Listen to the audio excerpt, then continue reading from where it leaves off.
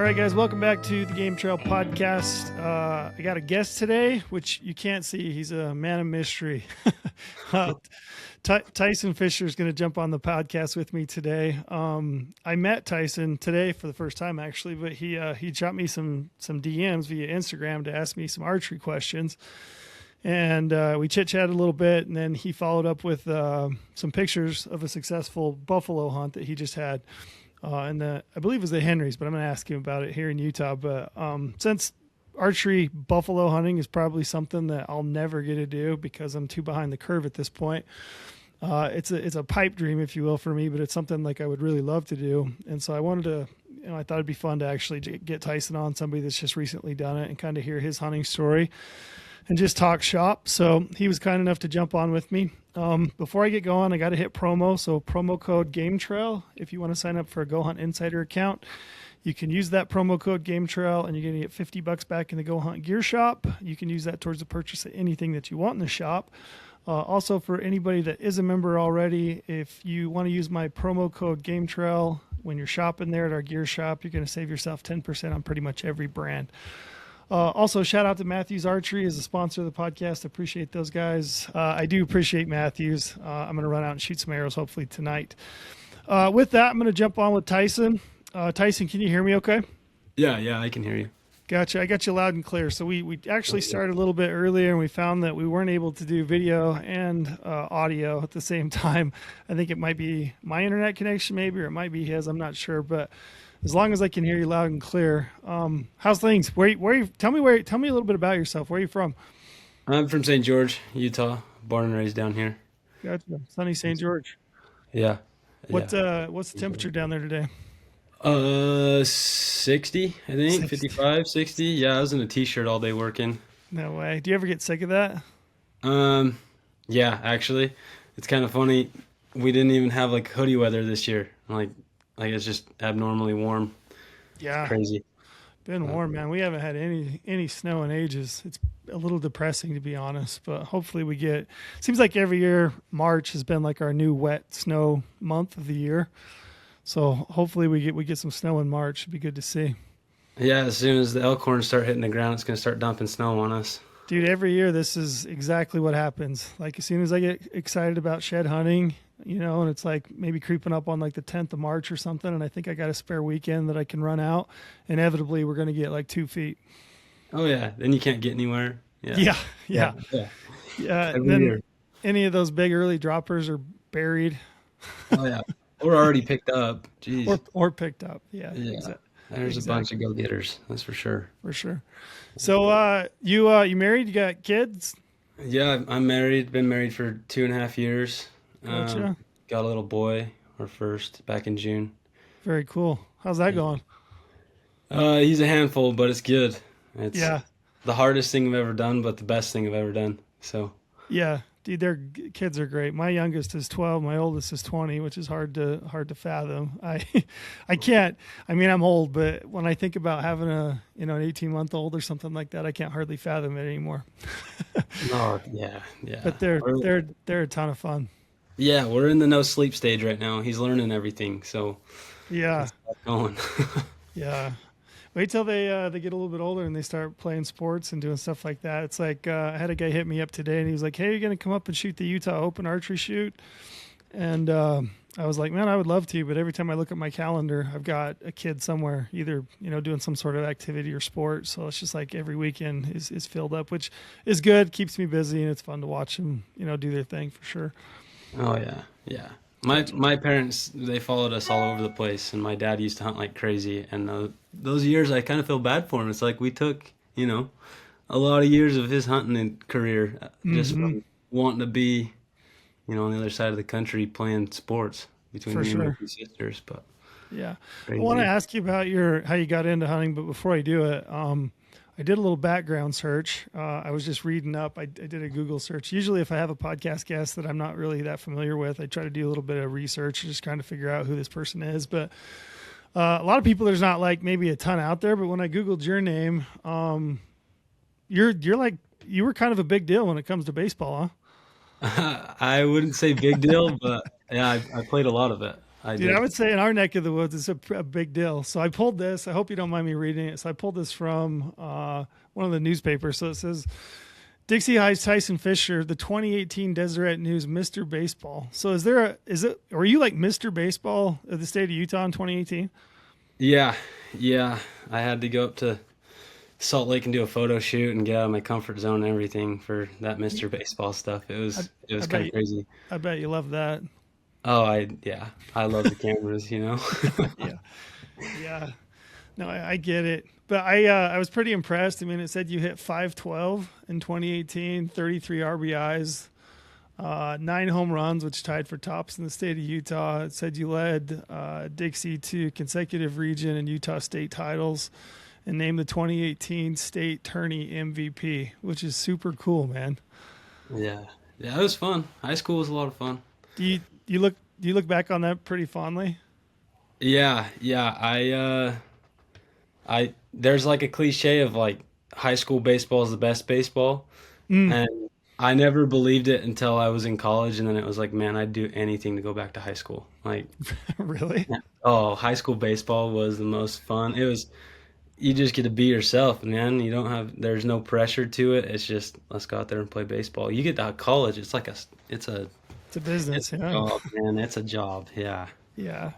I played baseball in high school, so I played first base, and I think I was telling you earlier I hit 420. I think my senior year we took state my senior year, and I went to a tiny high school, right? So nobody from my 1A division gets ever looked at to play collegiately, and I went down to Dixie and I looked into like walking on to play baseball at Dixie, and I thought, man, that'd be a fun thing. And then I started talking to some of those guys and just the regime that you guys are under, right? So like the gym time, the practice schedules, all that involves. I was like, I don't think I want any part of that. I just want to be a normal college student.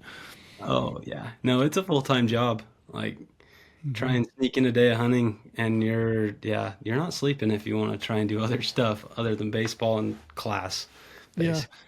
What position did you play in the field? So I played third base, and then a bunch of scouts said if I play the outfield, it'll help my draft stock. So I moved to the outfield my sophomore year of college. Played right field for the last 2.5 years of my baseball career. Did you? How long did you play at Dixie or I the played college?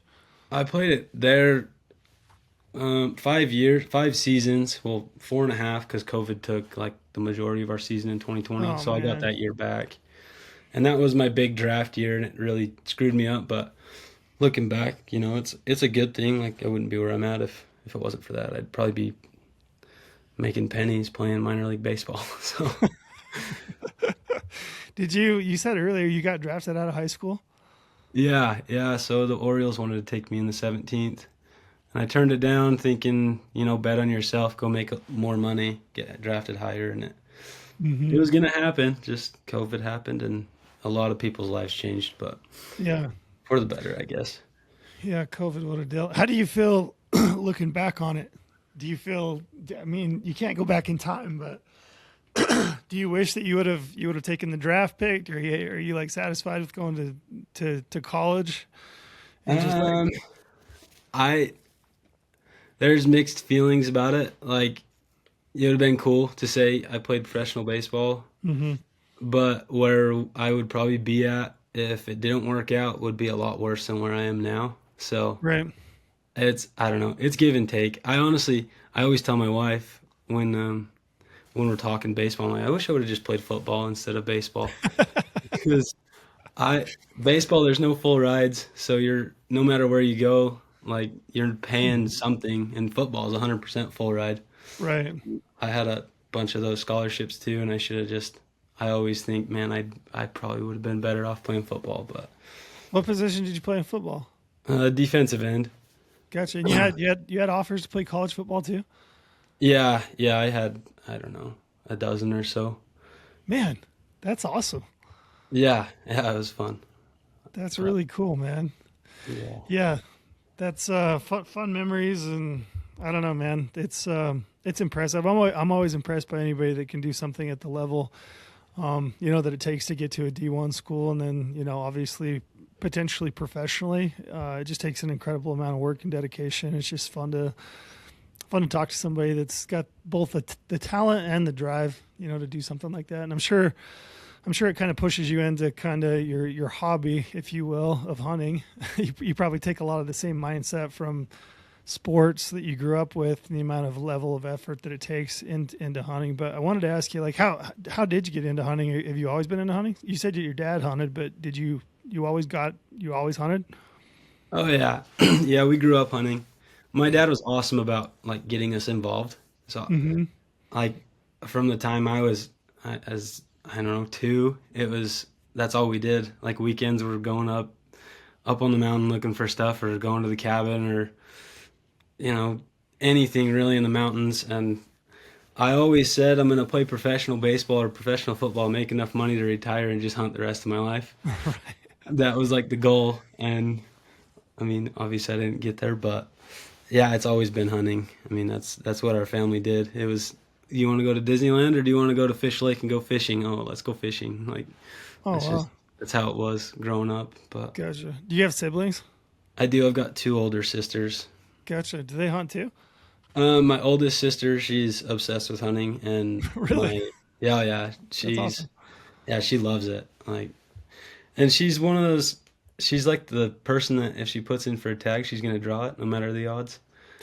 You Man, I know? think there's something to that because, like, my wife had never hunted ever, right? And then when my oldest, when he turned 12, I needed to get him through hunter safety, and so I had my wife take hunter education with him.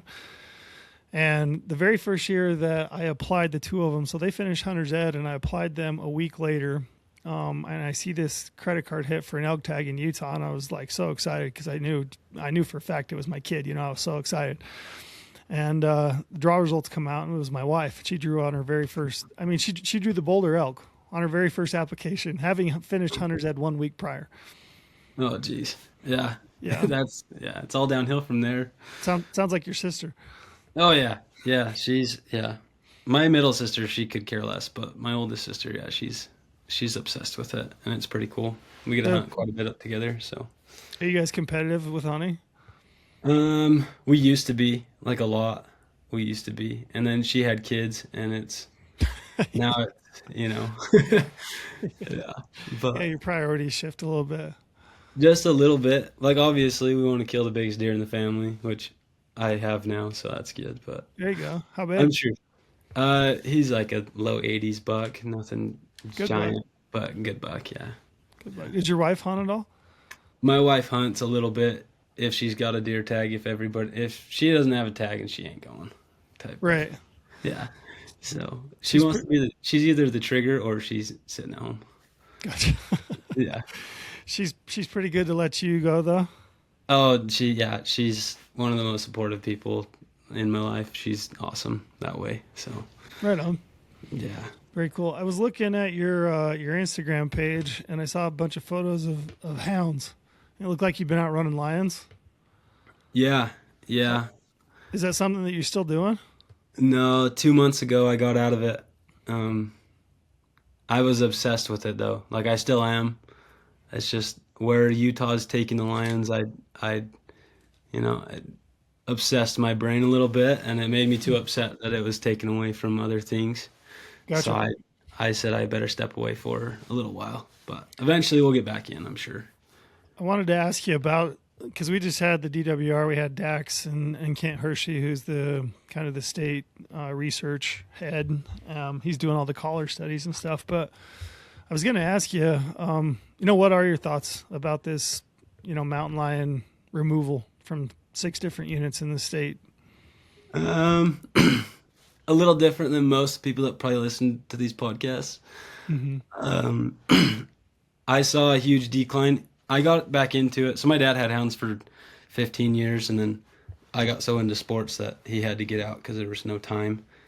And when I got back into it, even 6 years ago, like you could find lions. Like you could find lions. You could run a bear every time you're out. You could run a lion every time you go out. And Mm-hmm. then they opened it. They passed that bill where you can just have a hunting license. You don't need a tag and stuff. And Yep. we watched it decline like quick. Like the 3 units that I hunted the hardest, which are closest to St. George, and I mean they got whacked. But we also watched the deer herd decline just as fast. So, I mean, Right. I don't know. The best years of lion hunting were the best years of deer hunting. I feel like there's a correlation there, but Gotcha. I'm also not a biologist, so No, it's it's like most things in management. I don't think that I think it's a complex, system. Obviously, you're talking ecology and you're talking systems of wildlife and impacts on one, due to some action on another. But the the hard part for me is like I see it both ways. Like I almost sit exactly in the middle. You know what I mean? Like I love mule deer. I love hunting mule deer, and I'm sure you do too, right? I don't think I've never met a houndsman that doesn't love mule deer hunting. They love it just as much as anybody else, but they also won't love to hunt lions, and I totally get it. I don't know. I remember, and I brought this up on the podcast that I did with those guys. I had an old houndsman. He's since passed, but he was a good friend and somebody I considered, one of the most knowledgeable people that I've ever met. He spent more time out in the woods than anybody I knew, but he always made the claim that he thought, if you had an older age class of lions, of males, toms in a population, that in essence they regulated the number of new lions that were, being born and then kind of moving out to occupy new territories, because he said that they would defend a territory and they would kill any other young males, right? yep. That came into it. And I guess to me, it makes sense. Like I totally understand it. And then, I brought it up before on that podcast. Like I really genuinely respect houndsmen. Like I think the way of life and the craft and the amount of time and effort that they put into their dogs is incredible. There's some of the most hardy individuals I've ever met. Like when I hunted with those guys, I remember one time we ran a bear. I was on a bear hunt with him. We ran this bear off into a canyon, and we bailed off into this big canyon because we couldn't get the mules down into it. And the bear ended up kind of picking its way up through the ledges and left the dogs at the base of the hill or of the cliff. But we gathered up the dogs and hiked out of there. And like these guys were in Wrangler jeans, chaps, cowboy boots, rain gear tops. And like I couldn't keep up with them. Like these guys just flat out hiked me. And I was in good shape at the time, but I mean, it just goes to show you, these are like some of the most hardy individuals I know. And like, I just have a ton of respect for houndsmen. So like, I want to see that way of life preserved, and I want people that run hounds to have the opportunity to go out and do it. On the flip side, I also understand that like the collar data is suggesting that maybe mountain lion predation is an issue or a bottleneck for mule deer herds. So it's like, there's some part of me that's like, yeah, I think maybe we ought to try it, but it's tough, Oh yeah. Yeah. I see where they're coming from, but I don't know. The math doesn't make sense to me either. Like a deer a week, if you're thinking they're killing a deer a week, man, how many deadheads are you finding when you go for a walk if they killed a deer a week? Sure. Like, I haven't found very many, and I've hiked a lot of miles, and I mean, I've followed lion tracks for the last 6 years, and like, I mean, my first year of marriage 2 years ago, I hunted 160 days behind my dogs. Like, Wow. that's just all I did, and it was, it's hard to watch where it was down to what it is now, and that's kind of broke my heart. So I got out of it, but Sure. I don't know. I don't know. So Hopefully, they picked my backyard too, so that was one of the units they picked, and that's for sure. Tipped it over. So. Yeah, man. I feel it for houndsmen. It. I totally get it. And Dax Mangus is, in my opinion, like I went to college with that guy, and I've had a lot of personal conversations with him, beyond podcasts. And I remember, that guy's a mule deer guy. He's from St. George, Santa Clara area. And, anytime I've ever had a conversation with him, like I genuinely get the feeling that he's trying to do the right thing by what the data suggests. And he's trying to do the right thing, I think, for, the state of mule deer and the state of Utah. And personally, like I get the feeling, and I hope I don't, speak too much on his behalf, but I get the feeling like he does feel it for houndsmen. You know what I mean? Like he knows full well that it sucks for you guys. Oh yeah. Yeah. Yeah. Yeah. Yeah. I've got a lot of buddies that are in it still, and I hear about it all the time. But. How did you get into hound hunting? So when my dad sold out, it broke my heart. And I said, as soon as I get money, I'm gonna buy a hound dog. And Hmm. my mom looked at me like I was the dumbest person she's ever seen in her life when I said that. And well, when COVID hit, I had all this free time, and I'm like, well, there's no better time than now. And I got a dog, and my dad actually helped me pay for him.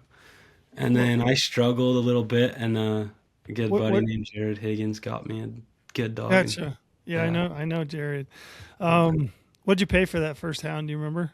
Oh gosh, I want to say it was like $2,500. Wow. Yeah. As a pup?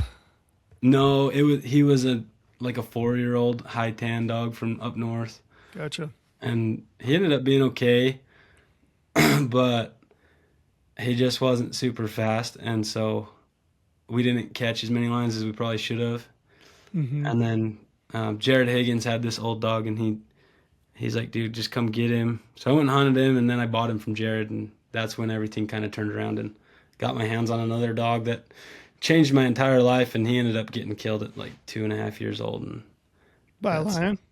yeah, yeah. So we caught one on a ledge, and um, there was like a tree that grew out the side of it, and the cat was in the top, and my dog got swatted off of that and went Killed to the him. bottom. Yeah, yeah. So That's a that took, heartbreaker. oh yeah, took the sails out of me for a minute, like the wind out of my sails there for a while. But I've yeah, only I've only been on one lion hunt, and pardon me if I've told this story before. Anybody listen? But we hunted all day. We put this big lion up a tree, and he'd gone up like this big leaning dead Doug fir, and he was up in the top of it. But the guy I was with, his dogs had just enough bite and purchase on that tree that they could climb up in the tree. And so I think I can't remember how many dogs, five, I want to say we had. I think three or four of them were up in the tree with this lion, right? And he, he's like, as soon as you get a shot, and I was bow hunting. He's like, as soon as you get a shot, and he's kind of open up, let's go ahead and get him taken. And so I shot the lion, and he immediately wheeled and started down the tree. And he's just, I'll never forget, like it's frozen in my mind, but he's running down the tree, and like as he's running, he's just like reaching out and grabbing dogs and just dropping them. no, And yeah, it was crazy. It was crazy. But I remember this one dog, little female.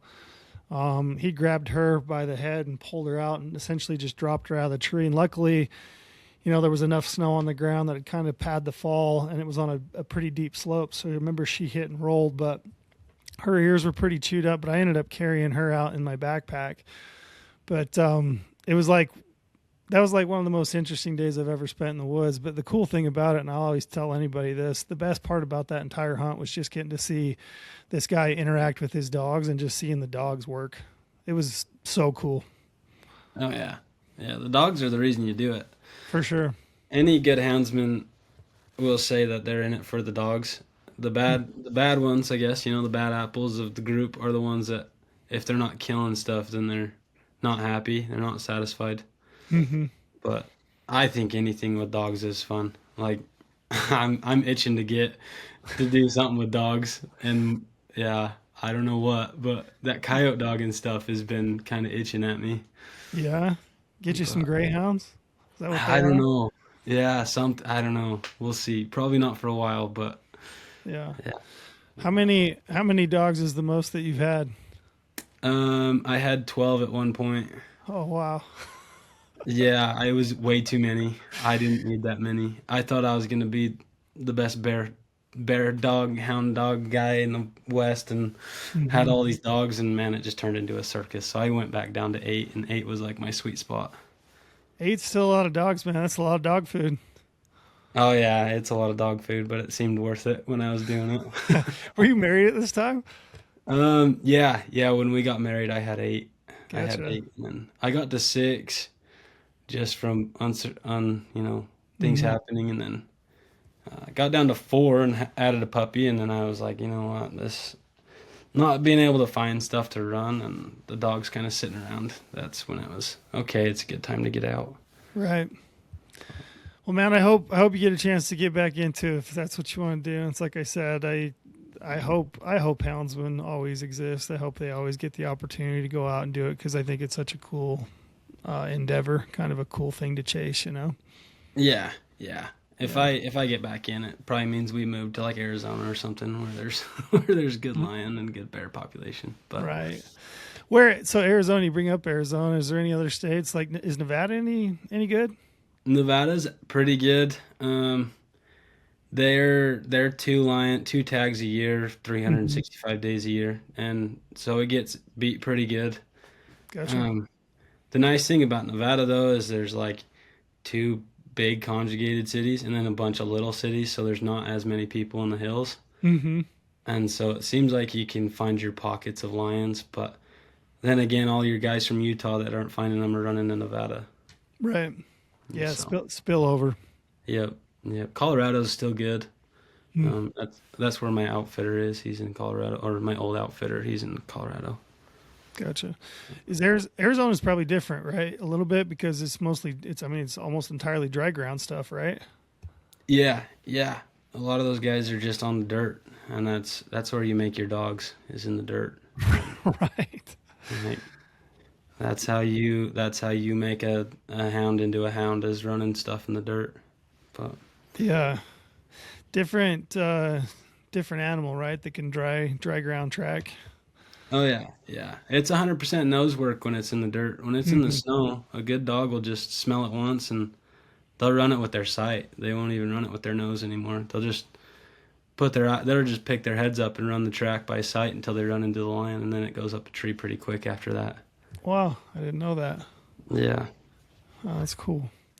So that's awesome. Like I said, I hope you get to do it again. I wanted to, if you don't mind, I want to transfer over and talk about this bison hunt because, like I said, I've been itching to do this hunt, and I don't know if I ever will. So I do want to know, what it was like.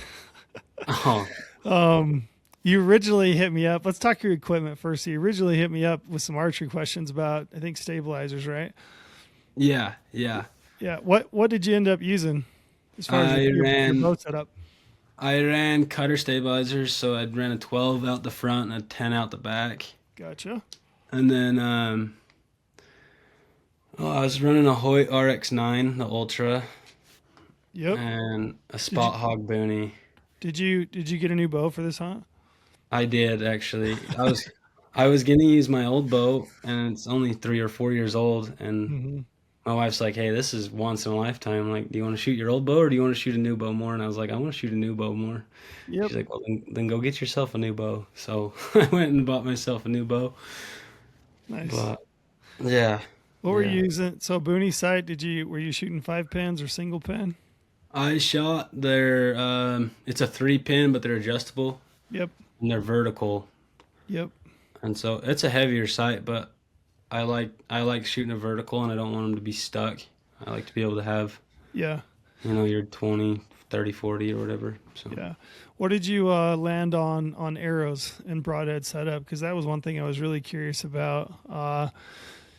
I'm curious on like your total finished arrow weight, if you know it, and then broadhead selection, and if you made any changes there. so I ran the Easton 4 mils. Hmm. They're at the Axis 4 millimeter. Yep. And then I had a 75 grain outsert, and I ran a 100 grain Sever 1.5 hybrid. Okay. A mechanical on Um, a Bison. yeah, yeah. I threw it back and forth so much between like a mechanical and I Fake. just Fixed.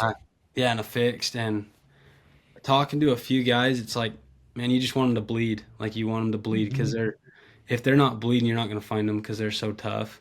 Hmm. And I ran into that with elk too. Like I shot an elk in 23 with a fixed, and he didn't bleed at all. I found him 2 days later, and I just never, I mean, I hit him good, but he didn't bleed, Yeah. and he was just tucked in a corner where I walked by him a couple times. And Dang. so, yeah, so I was talking to Jace Guyman actually. He killed a Yep. big bull on the Book Cliffs, Hmm. and he used a mega meat. Like he used a Yeah. giant head. And he was only running like 420 grains. My arrow, because I'm almost shooting a full shaft because my draw length's 32 inches. No way. How tall are Yeah, you? I'm 6'4". Oh man, you're a big dude. Yeah, yeah. So I How, almost shoot a full length, but I'm shooting 500 and I think it was 513 grains was my total weight. okay, so you're probably 280 something feet per second, 290. I was shooting 307. Oh man, are you pulling 80? Yeah, I'm pulling 80. It's like 81 and a quarter or something Man, like that. that's a Yeah. ton of kinetic energy. Yeah, yeah. I've always been at 80. I don't know why. I should probably back it down to 70 just to make it more fun to shoot, but Might save your shoulders in the long run, but I don't. The whole weight debate's kind of fun. People like to get real passionate about it. I don't care. Like I don't. If somebody can pull 80 or 90 and you can do it over and over and over again, go for it. You know. yeah.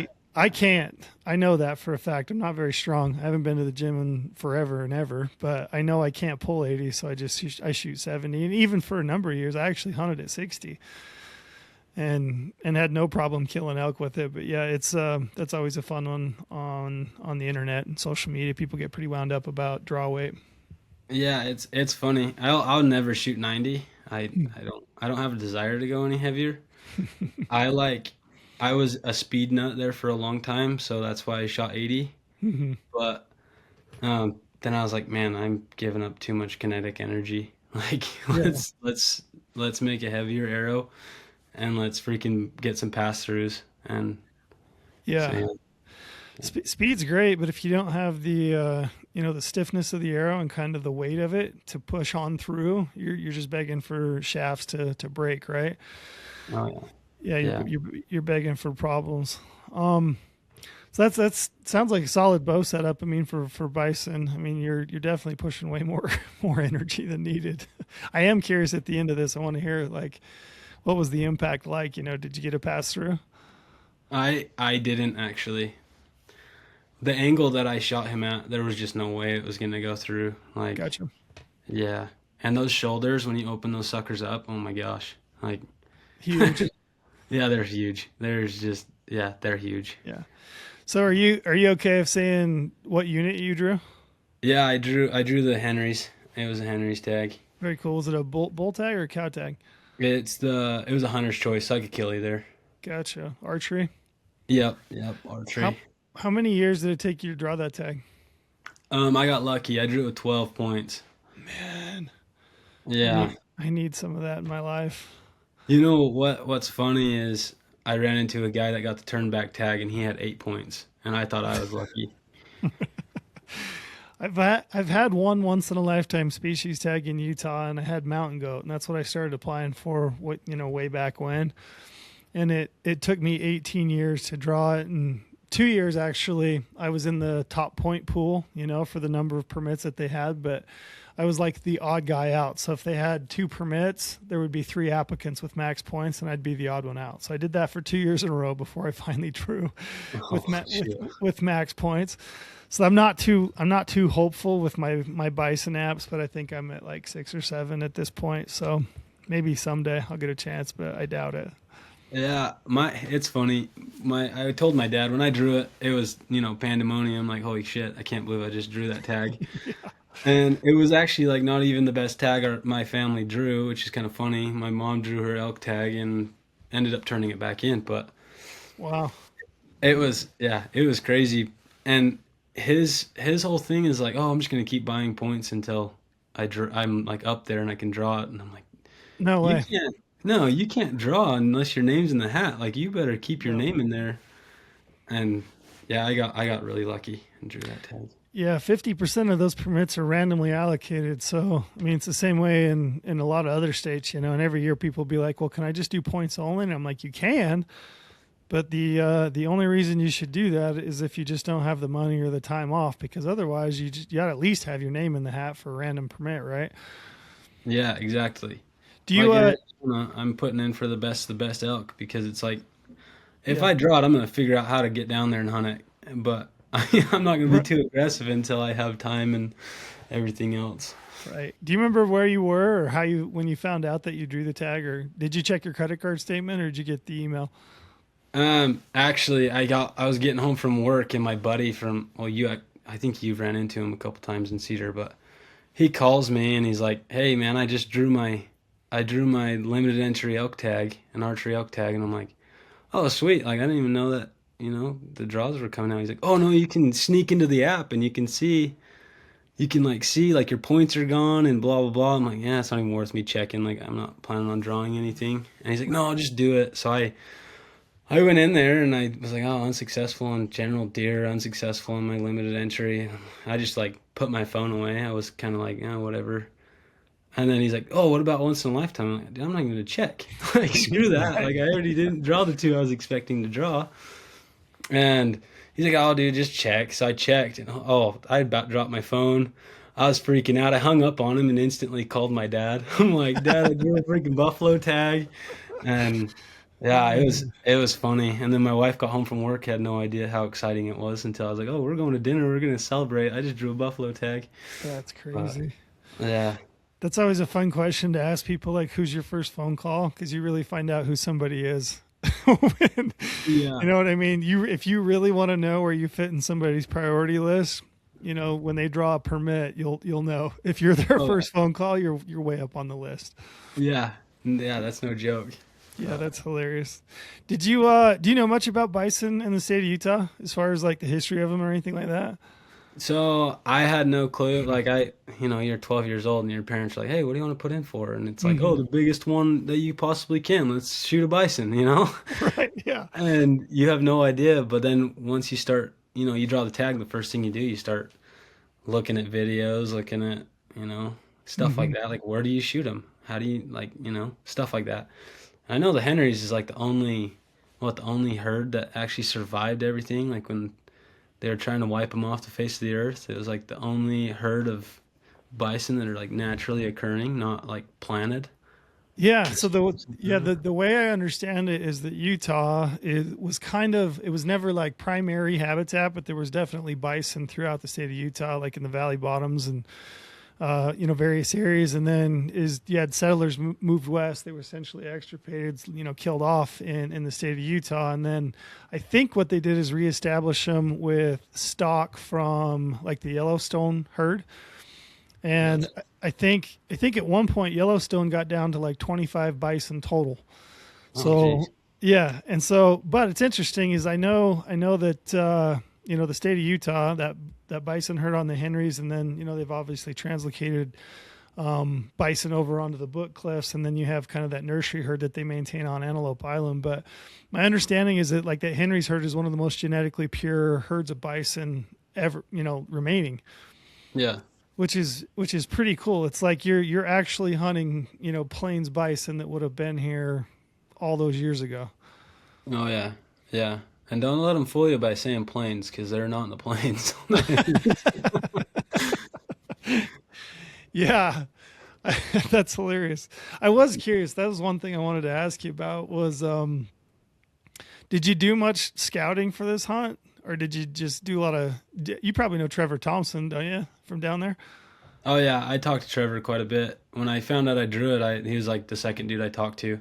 Yeah. Yeah, so I talked to him and Brett Guyman and Hmm. Jace Guyman, and then JT Robbins. I don't know if you knew JT Robbins, but I know the name. I was talking to all of them, and they're like, "Yeah, if you got the time and you want to go over there and look around, you can, but it's a waste of time. Like there's 5 cow hunts in front of you." You're right. And yeah, so it's like you might go find them, yeah, but they're not going to be anywhere close when you get over there. And so life just kind of sped up. I never even made it over there till the day before opening day. Really? Yeah, yeah, I didn't even bother. Like mostly just I didn't want to be frustrated. Like, yeah, man, they were here, they were here, and now they're 30 miles away or 40 miles away somewhere else. And so I was like, I'm just gonna find them where they are, and I'm gonna go kill one. Are they that nomadic? Oh, so yeah, I'll start like opening day. We drove up there and we didn't see anything except for there's a herd at like 11,000 that you can see like every day, and there's usually no bulls. They're all cows, Cows. which is crazy. Like, why the hell are you all the way to 11,000 feet? They got to be belly deep in snow, Oh, there was no snow. I drove to 11,000 feet in a huh? truck. Oh, wow. Yeah. Yeah. That was another thing when I drew it. Trevor's like, well, I hope you have snowmobiles and you're in good shape because the hardest thing about that hunt is getting around. Hmm. And I got lucky this year. I mean, it's luck, but it's also like kind of depressing, like you were saying. Like, there's Yeah, no snow, but it is what it is. yeah, yeah. So I found a bull. Um, I don't know, 5 hours into opening day, and he was too far away that I couldn't make a move that day. So I was gonna come back the next morning, and I was actually solo, but had horses on call just in case I killed one. Is And he all by himself? yeah, well, he was with three cows, and then he was hanging out, and I Gotcha. walked in there the next morning, and they had gone 26 miles to a spring, and I glassed them up in the spring. And from where they were to that spring was like the way to get there. There's only one way off this bluff, and it was 26 miles. They did it in like 8 hours. No way. Yeah, we watched. So we went back up on top where we were glassing from, and we glassed up a lone cow that had her nose in the ground. She was trailing them, and we watched her for 4 hours, and she made it like almost all the way to him. It was like the craziest thing you've ever seen. Just lined out. Oh yeah, yeah. No stopping on them either. Like, yeah, they're crazy. We kept saying they're the dumbest, smartest animals on the mountain. Like, Do they? Do you know? Do they have kind of like a home range that they return to, or are they just are they just traveling that far to water and then they're coming back to kind of the feeding area and a bedding area? so from what I learned and what I was told is when there's no pressure, they have like their areas like you can drive and see them every single day. Mm-hmm. But once pressure hits, you're either gonna find them at the top or you're gonna find them all the way in the bottom where you got to get horses in there. And so, Gotcha.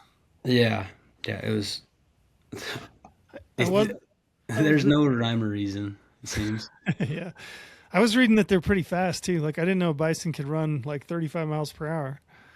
Like Oh yeah, they can cruise. yeah, yeah. So my I don't know. He'd be like my wife's cousin. His grandpa. So I don't know. Like it's married in. Anyways, it's all roundabout. Anyways, he drew the cow tag in December, Mm-hmm. and so I had something to go off of, like pins from them where they had seen some. Gotcha. And he killed one that was on the. He shot one and she was running. And I'm like, that's yeah. They're fast. They're really Yeah. fast. So you see this bull, he's 26. How far away did you glass him from? I mean, I, So I assume you can see a ton of country. yeah, so I glassed him from like 3.5 miles opening morning, and then we didn't find him until. So I walked in, never turned him up, cut their tracks. They were heading off into a place I didn't want to go unless I had horses. So I bailed back out and walked to the top and glassed him up, and he was probably 4 miles. But from where he started to where he was, it was like 20 something miles. It was That's crazy. wild. Yeah. So were you able to make a play on him that day then? No, no, there was no way getting in there unless we drove about. There's like a 2.5 hour drive and then walk up from the bottom, which would have been like an 8 mile walk, 8 mile hike. Gotcha. Were you seeing other bison as well, or were you just like, this is the bull? So talking to Taylor Albrecht, he's an outfitter too. Yep. He said, "Yeah, you know Taylor." He was saying that there's a bull that was gonna be like high book bull, and that's the bull that we have found. So he was like our target bull. Gotcha. And you turn him up opening morning, you're thinking, "Oh man, we're gonna get him bedded, and I'm gonna go walk in there and shoot him. It's pretty easy, right?" No, no. Mhm. He ended up actually. So we brought horses, and that's Jared Higgins and Brett Mhm. Guyman brought horses, and J.C. Wilson he was there too. And they brought horses, and we rode in there. We did like 20 something miles on horses, and Oh then we man. turned up one cow all day. No way. Yeah, it was. Yeah, at the end of it, I was like, man, I would have rather have hiked that than ride these horses. Are you pretty saddle sore? Oh, everybody was. Yeah, Higgins rides a horse like every day, and Every he's like, day. man, I might just get off and walk back to the trucks. Dude, But I've been on horses a little bit, but I'm like not a good rider by any means. I remember one time going out with these guys, and we were on bear hunt actually, and at one point we kind of jumped across this wash, and the guy out ahead of me, he was sitting there in the saddle as I came through, and he was just laughing, and he turned around and he goes, "All I'll say about your ability to ride a horse is it's a good damn thing that that saddle has a horn on it." Because I was just glued to that saddle horn because that thing was just trying to keep up with the other horses and the mules and stuff. Like oh yeah, that thing tried to scrub me off on every bush, dude. I was just like locked onto the saddle horn. oh yeah, It yeah. gave those guys a good laugh, but man, saddle sore is a whole other thing, huh? You climb out like one of the sorest days I've ever been is like after riding all day with those guys, and it's Oh yeah, just because I'm soft. yeah. When we got back to the truck, it was starting to get dark, and they're like, "Well, tomorrow's the day you're gonna find your bull, and you're gonna have to go hike in there and kill him because he can barely walk." And that's actually what happened. So Really? yeah, yeah. So were you The by next morning, yourself? yeah. No, I had Logan Erickson. Hmm. He stayed with me like I don't know the first 4 days, and then he came back out for another 3 days, and so.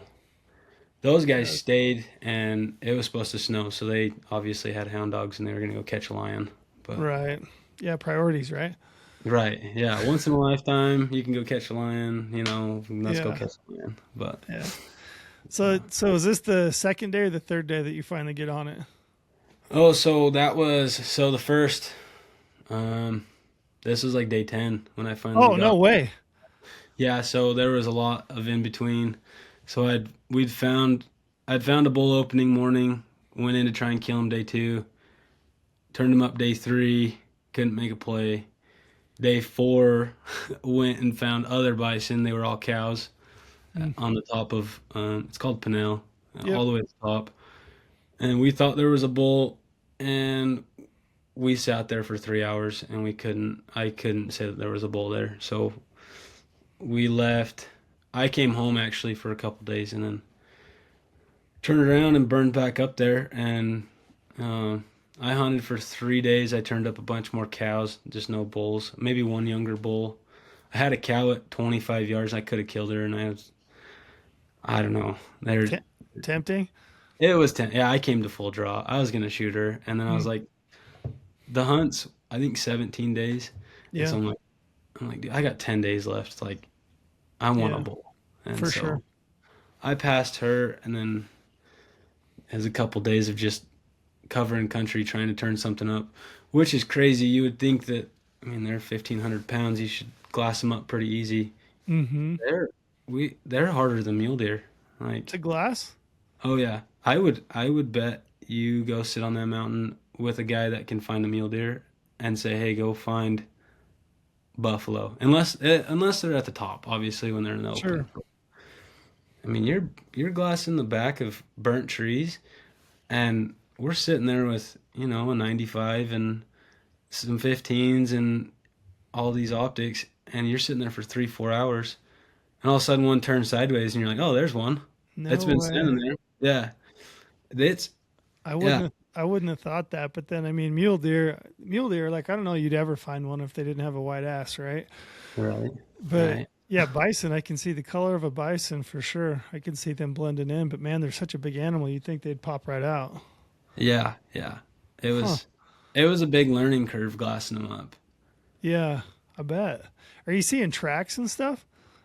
Yeah, so there's tracks down in the desert, and funny enough, we actually the morning that killed my bull, it was dumping snow. You couldn't see 200 yards. Mm-hmm. So we were just gonna honestly hang out and just drive around, and if we cut fresh tracks, we'll walk it out and see what it is. But we were had to do a glassing spot, and Brett called us and was like, "Hey, dude, we just cut a big bull track. Like, you should come walk it out." I'm like, "All right." And so we turned around and we're going, and they're like, "Oh, we found them. There's 4 of them. They're all cows." I'm like, "Okay, never Ugh. mind. Never mind. We'll leave it." He's like, "But there's a solo track that's huge. You need to come walk it out." So we turned around again and we walked it out, and there's a giant range bull, like Not even a bison. You can't tell the difference. I don't know if there is a difference. I honestly couldn't tell you. But Right. Just a big free range bull.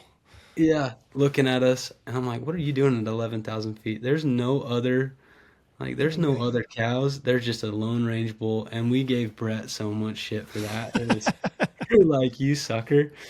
But That's yeah, funny. he made up for it though. He found 4 cows and was like, "There's more in there. To go check them out." And my bulls ended up being in that group. But Is it is it hard to tell the difference between the cow and the bull? I would assume like at distance it might be, but when you actually get in there and you get into the heat of the moment, if they're what were they together when you got in tight? yeah, yeah. So my bull was with 14 cows and one younger bull. Gotcha. And when you're glassing up cows together, like and there's no bull, Mm-hmm. it's really hard to tell if they're a bull or a cow when you haven't looked at enough buffalo. For sure. But when you see a bull next to cows, it's like, yeah, that's a bull. Like it's no doubt. Just It's body pretty size. body size, their head size is a lot different. Hmm. Their shoulders are a lot bigger. I'll send you a video of my bull on the hoof, and he's standing next to a full grown cow, and it's not comparable. Right. Just that much bigger. Yeah, yeah, they're that much bigger. Yeah. Yeah. That's cool. So did you take me to the day you actually killed it? So he found a lone track, and is that what you did? Is just start tracking it out? No, so the lone track ended up being Oh that yeah, right. yeah, Yeah, that the range bull. Angus. Right. Yep. But the morning of it was dumping snow, so they were taking off to go try and find a lion, and we had kind of a game plan to go glass a canyon that you'd have to hike into to even see. Mm-hmm. And we figured they'd be in there because we weren't like we turned them up. I don't know, day 4 or 5 in there, and um, Brett and Higgins and JC were all driving up this kind of switchback, and they're like, "Hey man, there's bison here. Like you got to go check them out." We could tell that there was 4 cows, but there's a bunch more in there, and so we went over right to their pen, and Logan jumped out and he's like, hey, I'm just gonna poke my head over and just see like if they're still there. And he takes off like he's like running up the road to go poke his head over the top because we're pretty excited. Like Mm-hmm. I hadn't put a stock on anything since that cow, so it's been like 6 days. Oh, And he pokes his head over and he hits the ground and he turns white and he starts running back to the truck and he's like, dude, they're right there like 90 yards. I'm like, no way, like you're lying. And so we grab spotters and we pop over the top again. They're like at 200 yards, and wow. we're watching them feed. And I'm like, dude, that's a bull. Like that's a good bull. Like Mm-hmm. I need to go shoot that bull. And on our way over there, funny enough, we cut a lion track. No And way. so yeah, so we cut a lion track. So I'm calling in. I'm like, hey, dude, we got a lion track. You should come run it. And I'm like, hey, if this bull beds down, like I'm gonna run underneath him and I'm gonna shoot him. Mm-hmm. And I say that, and he literally beds down behind a tree. And I'm like, dude, I'm gonna Oh go shoot man. this bull. And I'm like, hit those guys on the radio and tell them, hey, don't turn the dogs loose until we say so. And no sooner did I say, don't turn the dogs loose, they turned 50 freaking hound dogs out, and they're blowing up this canyon, like 300 yards from this bull. Right. And none of the bison even cared, like at all. Like, Didn't even it, react to it. no, like at all. And so I'm like, well, I'll just wait for them to like they're gonna move that track pretty quick. It's 30 minutes old. They're gonna get it caught pretty quick. And once we couldn't hear the last dog, I just grabbed my bow and I got the wind right. It was blowing like 30 miles an hour. And I was like, if I get to that tree underneath him, that's probably 50 yards and I'll shoot him right there. Mm-hmm. And so I snuck down in there and he was still bedded and a couple cows were standing up feeding. And I got to that tree and I realized I'm way closer than 50. Like I'm more like 25, 30 yards. Oh wow. Like maybe even closer. So I grab my sight and I crank it to 20. And I'm like, I'm just going to wait until he stands up. And I can't shoot with a puffy jacket on Mm-hmm. because, it's going to slap and Slap. just bad stuff happens. So I'm sitting there with 2 shirts and a jacket on and I'm starting to shiver. I'm like, I got to do something. I got to get this bull to stand up because I'm going to die of cold right here. Yeah. And so I just stood up and I yelled at him. I was like, "Hey!" And the cows kind of perked up and he did nothing. And I screamed again and he started getting up. So I came to full draw and he kind of like shook off. And after that, kind of like a flow state, you just kind of, Yeah. it Is was, he quartering away from you? yeah. So he's slightly quartering, but he's directly uphill. Like I'm shooting, Like what kind of angle uphill? oh, I don't know. It was steep. Like, Oh, really? But only like 25 yards. yeah, yeah. So Gotcha. That's still a hard shot.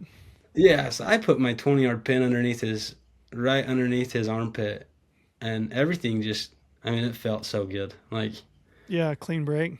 oh, clean everything. Like my pin was rock salt settled. I was in my anchor good. My back wall, just everything was perfect. Do you remember like seeing him through your sight housing and like the pin on him and everything, or did you kind of black out? Because that's sometimes I do that. What's funny is like everything but what was in my peep was black. Like Yeah. Yeah, you're I can't, focused. yeah, like I can't tell you like what he's doing with his head. I could, but I remember my pin settled right underneath like Right right on. up in his armpit. And you're supposed to shoot him really low because everything sits low on a bison. Yep. And it buried fletchings deep and it hit his offside shoulder and it stopped. Gotcha. And then he took about 15 steps, like he didn't even take off. He just like kind of slowly walked. So I kind of ran up the hill and I got another shot in him at, I don't know, 40-ish, 40, maybe 50 yards.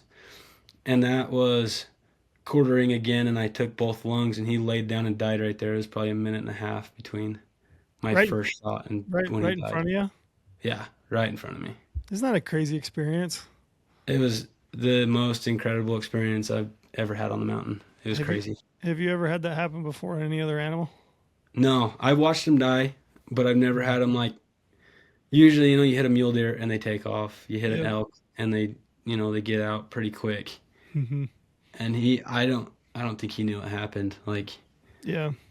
That he was either tired or I don't know what was going on, but I've had a few animals that I've had that happen where I've executed a shot and they didn't really quite know what happened. They basically just stood there in front of me, and I got to watch that entire process and like watch them die. And it's different than when they run off. You know what I mean? And you pick up a blood trail. Like actually standing there and watching the animal expire is. And I talked about it on this other podcast we did because I killed an elk this year in Arizona. Same thing. Like I watched him die in front of me, and it's just different, man. Like I felt good, but then I also felt like this kind of heavy sense of sadness. It was just like way heavier, way deeper than it usually is when the animal goes off, and you don't get to watch that whole process. oh yeah. Yeah. It was it was like a good and bad thing because I'd heard like I've seen videos where the guy Hmm. shoots him 4 or 5 times and then they watch him die and it was good knowing that like he Yeah, died in like a minute. Like he'd be lucky if from the first shot till he was dead was a minute. yeah, as quickly and cleanly as possible. Yeah, yeah, it was everything I would hope for in like my shot process and everything and where Yeah, the arrow actually hit. So it was as perfect. it must be. I mean, I don't know. The only word that jumps to my mind is like it must be pretty gnarly walking up on an animal that big. Oh my gosh. Oh my gosh. You prepare yourself for it and then when you get on them, you're like, "Holy, like what where do you even start?" Right. Like and where we were, it was so steep. Like Oh, we were just shy of 10,000 feet. no way. Yeah. I don't know Yeah. why in my mind I didn't have this pictured this way. Do you know what I mean? Like a bison hunt like that on the Henrys or the Book Cliffs. Like I just didn't picture this like super mountainous hunt. Oh yeah. Yeah, I always dreamed of shooting them in like the cedars. Yeah. Like down there where there's like, just little bluffs and Mm-hmm. you Kind of shoot them bad in the landy. cedars. Yeah. But no, we were at 10,000 or yeah, we are just right under 10,000 feet and we had to get paracord and tie them up so we wouldn't slide to the bottom or else Mm-hmm. it would have really sucked. But For sure. What's yeah. the process of breaking one of those down like? How long did it take you? So there was four of us and it took us, I don't know, 4 hours. Man. But I mean, that's I mean, that's between, I don't know. We took so many pictures. For Like, sure, as you should. you know, like we started a fire and me and Logan, it was actually just me and Logan when I killed him. And we started a fire and we sat there for, I don't know, 3 hours. Like, we Just just sat enjoying there. it. Oh yeah. I was even talking to him. I don't even want to touch him. Like, I just Hmm. want to, I just want to sit here and soak it in because, I mean, I never get to do it again. For He'll sure. never do it because he's not even putting in for Bison. Like, I don't know anybody else. Yeah. And so it's like, this might be my only chance to actually hunt this mountain with this tag Yeah, that and get animal, close with and it. what I mean, what an incredible animal! Just the, like the history of bison in this country. Do you know what I mean? It's like it's an incredible experience, an incredible animal. There's just like so much history tied up between the Americas and bison. Just cool, Oh just yeah. just neat. Yeah. No, it's a What different feeling for sure. what did you have kind of an idea before the hunt, like what you want to do with it? Like as far as like, are you going to mount are you do like a shoulder mount, or did you decide you were going to do a rug and then just do like a euro on the skull? Yeah, so I always wanted to do a kind of a backpack style. I Mm-hmm. don't know why. And then after breaking him down, I'm like, I'm shoulder mounting this sucker. Like it's way too cool. And Calvin Ferguson, Oh yeah, I one know of my Calvin best well. friends, yeah, yeah, one of my best friends worked for him. And Mm-hmm. so I'm like, dude, what can we do? I want the Euro too. Like I want to I Mm-hmm. and so we're gonna do a Euro and they're gonna cast the horns or have a replica made and put it on his shoulder. That's So cool. yeah, I'm pumped. I can't wait. And it And then did you keep like did you keep the rest of the hide? so I took I probably took 90% of the hide. Yeah, that's so neat. Dude, I've heard their hide. I had a buddy one time I used to work with, and he said that he went on a bison hunt, and he said that their hair is like so coarse, especially like around their face, that he was working with his hands, and it like made his hands sore over time because he's like, man, their hair is just like so wiry. I believe it. Yeah, I mean, Yeah. yeah, it is. We I had three MKC knives and all three were dull by the time I got the cape off. Jeez, Like you couldn't cut meat off of him with them. That's how dull they were once I that's was done crazy. caping it. Yeah. Do you know approximately like how much meat you pulled off that in pounds? Um uh It's got to be 500 pounds, maybe. I would um think. I don't I know. would I don't know. It's probably like three. Yeah, I think Because they say like a big bull elk somewhere between like completely boned out is like around 180 to 200, 210 maybe. yeah, So you would yeah. think a bison might be, yeah, 300. I guess that would make sense. It's just so much meat. Oh yeah, yeah. I'd honestly argue that a big bull elk has more meat. Mm, I would argue it. The whole hump is all bone. Like there's no meat there. And the gotcha. back straps are probably half as long as Mm, a bull elk. The hind ends are, I mean, there's a lot of meat there, yeah. but the shoulders just didn't have. I was telling my wife, she's like, "How much do you think we got?" And I'm like, "Not as much as I expected, but it's a lot." Yeah. Enough it'll feed us. Yeah, yeah, exactly. How does it eat? Is it pretty good? Yeah, we had the tenderloins, I don't know, 2 nights ago, and it's really good. It's That's really good. awesome. Yeah. Yeah, the rest of it's hanging. We're gonna hang it for a while. Really? Yeah. So Yeah. when I was going to ask you, like this just happened, right? Like are we what, 2 weeks, a week? It happened, I don't know, it was Saturday, so the what, 20, Yeah. shoot, yeah, like 10 days. less than a week, yeah, less than a week ago. The So great. 24th of January is when I killed him. So crazy. Are you still Yeah. riding on kind of a high?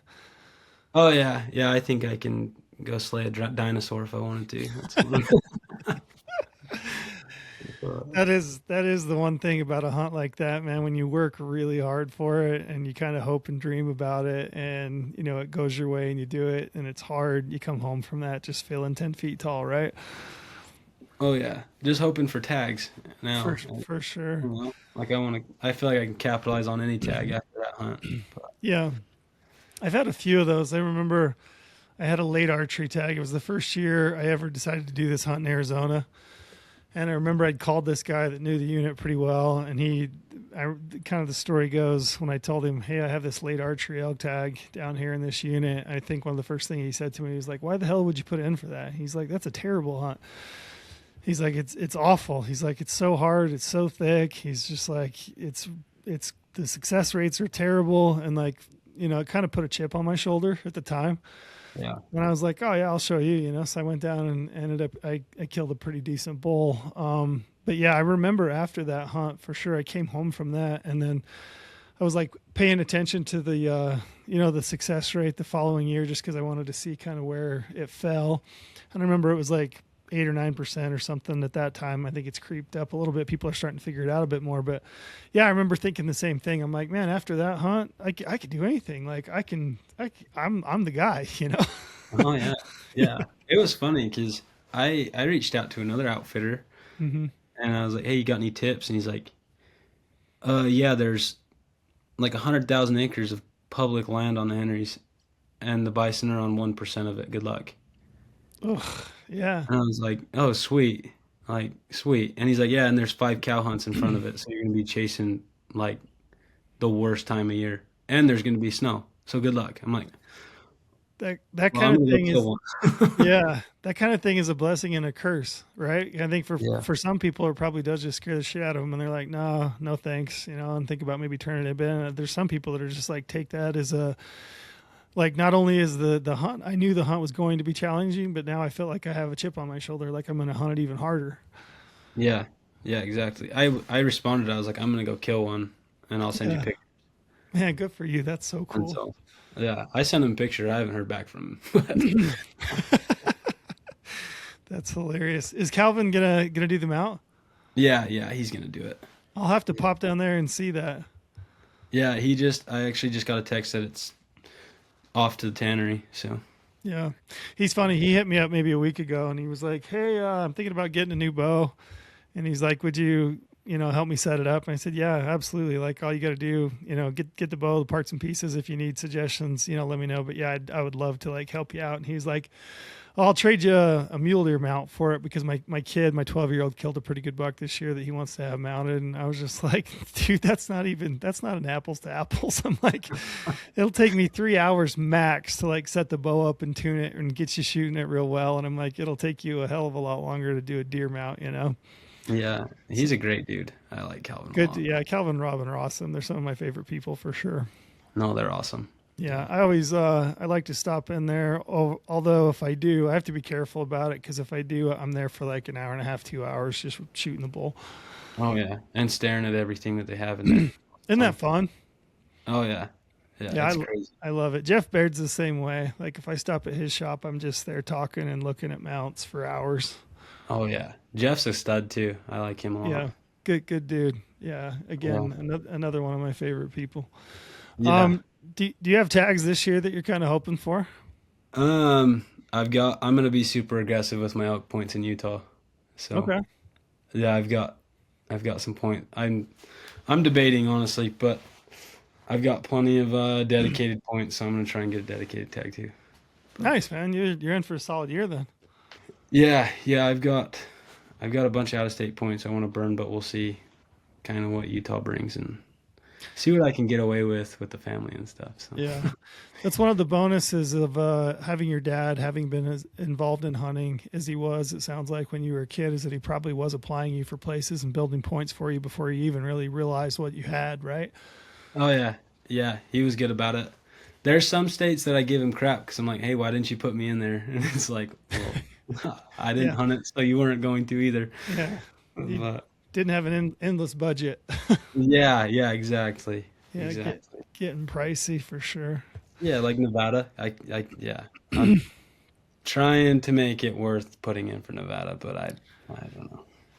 Thing about Nevada, I don't know. Whenever I'll start to kind of crap on Nevada sometimes with the guys down there, and I mean it's primarily I look at it from the view that like what I really want there is an elk tag, right? Yeah, And or a sheep tag would be great, but that's completely out of this world. But What I really want is an elk tag, and usually when I get to complaining, it's usually about my elk odds. And then pretty shortly after, they're all like, "Well, how many Nevada tags have you had?" And I'm like, "Well, let's see. I've had 2 deer tags and I've had 2 antelope tags, and I think I've got those in about 15 years, which actually isn't that bad. Do you know what I mean? Yeah, that's not bad at all. Not bad. So, and that's really why I started bow hunting, was because I started looking at draw odds, and then I was working for the Forest Service, and I just thought, man, it's really fun to see all these animals out and about in their orange coats, in the summer. And I was seeing animals, and I thought, man, if I can get first crack at them, I'm going to do that. So that's what really drew me to bow hunting in the first place. But I think if you're willing to like apply for archery hunts, and you can come up with the money, it's decent. You can still pick up some antelope tags and some deer tags.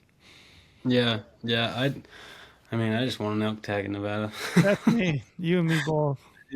I just want as many elk tags as I can get. But Yeah. Is that your favorite, would you say? yeah, yeah. If I had hounds, I'd tell you it's my third favorite. But Mm, now that I don't, yeah, elk. Yeah, there's nothing like a big elk. yeah. But You did you kill a big bull here a few years ago? I saw on your Instagram page. yeah, yeah, I killed like a 360-ish bull a couple years ago. Where's that bull out of? Utah. Oh, really? Yeah, Very cool. yeah, Very cool. yeah. Yeah. I That's don't awesome. like to talk about him very much, but yeah, Okay. he's Well, he's from Utah, we don't and have to. yeah, that one was. I probably got luckier on him than I did on drawing this bison tag. So, It but happens, man, and that's the thing, is if you got your name in the hat, somebody's going to draw it, right? yeah, I yeah, Yeah. it wasn't a draw tag, but yeah, Oh, fair enough. I'm picking up what you're putting down. yep, yep, Very, very cool. Well, man, I really appreciate you talking to me. yeah, absolutely. I wanted to hear your bison story because, like I said, it's a pipe dream for me, and it's just fun to hear about people's hunts and their experiences, and I don't know, it gets me fired up for application, and it's just like the what if, right? Like I know that I can't let my expectations get high, because then I'm just disappointed, and it just pisses me off when I get my unsuccessful. Oh So yeah, I can't get too high on my expectations, but it is fun to just always have that kind of in the back of your head, like just maybe this year I'll draw. yeah. That's where I'm at with my elk points in Utah. Like, do I just go get a tag that I know I can get, or do I throw my name in the hat and hope to get lucky again? You know, Hmm. but Well, I mean, the thing is like you're not that old if you just graduated in like 2018, right? yeah, I'm 26. Gotcha. So you've got some time. I mean, you could think about it, and you got some options, and that's the cool thing about it. But I don't know. Yeah, I'm always of the opinion that like if you can draw a tag, there's like no guarantees. Like even on a limited entry tag, I've always said this. Like I've had let me think, 3 or 4 limited entry elk tags in Utah, and every year when I've drawn one, I've thought, oh, I'm going to go out here and hang the moon, but it's not that way. It's a hard elk hunt. Every elk hunt I've ever been on is a tough elk hunt. yeah, yeah. I you just know? because it's limited entry doesn't make it easy. That's for sure. No, and it definitely doesn't make it easy for a big bull. No, yeah, and I've killed 2 bulls over 330. So it's like Yeah. if I'm gonna draw this tag, I want to be chasing that upper. And I'm cool with eating tags. Like Yep. I'm not. I've got plenty of meat and stuff, so it's not, you know. But Yep. yeah, it's all just a toss your name in the hat, I guess. For sure. Well, I that's cool, man. do you think Brady's gonna hate me for saying all these states or I mean I know he doesn't know me, but I think he's gonna I don't think we care, do we? no, I guess not. The more he goes in on that stuff, the more I like to feed into the other side of it, right? Just to Right. just to get under his skin a little bit. I Yeah, it's everybody's cut a little different. It's funny. I tell people like I'm pretty open, right? yeah, And people ask me like where I've killed a buck or a bull, like even down to the unit, and I'll tell them the unit. And there's been a lot of times, to be honest, where people have asked me, like specific questions like, oh, were you in this area? And I'll just tell them outright, because, I mean, you know how hunters are, is we're all so secretive about our spots that I think most everybody assumes that the other person is lying. Like Yeah. no good hunter would ever actually tell you where they killed an animal, right? And it's kind of fun to play mind games with folks so that when I answer the question, they're like, is that actually where he killed it? Or is he just telling me that, because he's a hunter and he would lie to me anyway, right? Yeah, exactly. So, and it's easier to keep it straight in my mind if I just tell people the truth. But I'm throwing that out there, just telling people, mind games are fun to play with folks sometimes. So, Oh, yeah. so, Yeah. so It's funny because I ran into quite a few guys on this bison hunt, and they were all about giving information, and we're competing with each other, right? Like we're sure. on the same mountain trying to chase the same bulls, and Yeah. I mean there's only 5 tags, but like I ran into 2 other tag holders, and they were all about like, yeah, man, we saw bulls here, we saw bulls there. If you need help, please call. Like we're all for it, and it was awesome. It makes it a fun experience, huh? Oh yeah, yeah. Like when you run into people and you're not like gun shy to run into them because you think, oh, I'm about to have, that awkwardness of running into another hunter. When people are just cool about it, man, it's fun. It makes the experience so much better. So much better. Yeah. And Yeah. I just think, just talk, man. It's not, if I need help, I'm going to ask.